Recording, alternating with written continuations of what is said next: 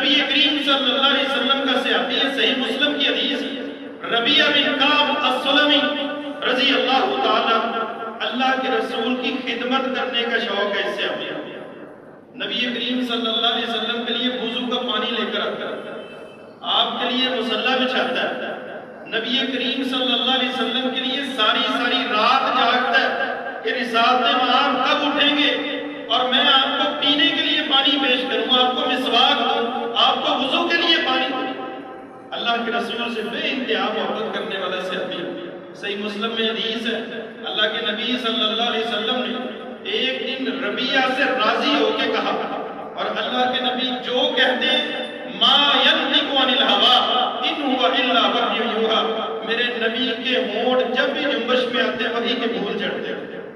یہ اللہ کی بات ہے، اللہ کی طرف سے۔ نبی کریم صلی اللہ علیہ وسلم زمین پہ اللہ کے سب سے برگزیدہ اور سب سے بڑے نمائندے، نبی کریم نے فرمایا سل توتا، صحابی سوال کر دیا جائے گا، آج تجھے اللہ سے لے کر دوں، جو مانگے گا لے کر دوں۔ اب کتنی بڑی آفر ہے صحابی کے لیے، صحابی کہتا ہے اللہ کے نبی اسألک مرافقتک فی الجنہ،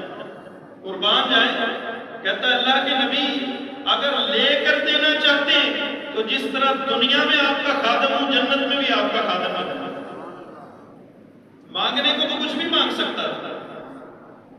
فرمایا اسألک مرافقتک فی الجنہ، اللہ کے نبی دنیا میں جس طرح آپ کا خادم ہو قیامت کے دن جنت میں بھی آپ کا خادم بننا چاہتا ہوں۔ اللہ کے نبی نے فرمایا کچھ اور، ہوا ذاک،